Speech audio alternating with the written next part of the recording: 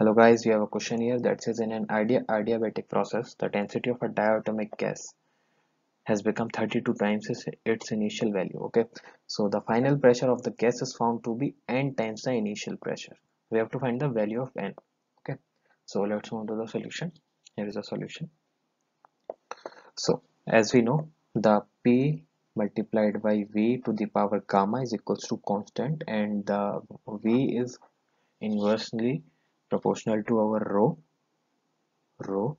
Okay, so we replace it by rho, so we get P multiplied by rho to the power minus gamma equals to constant. After applying the law, we get P1 rho 1 minus rho minus gamma equals to P2 rho 2 to the power minus gamma, and the value of rho for diatomic gas is 7 by 5.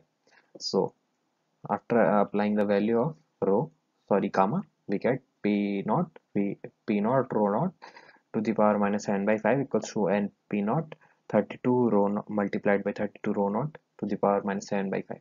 Okay, so after simplifying this expression, we get a rho naught to the power minus 7 by 5 equals to n by 32 to the power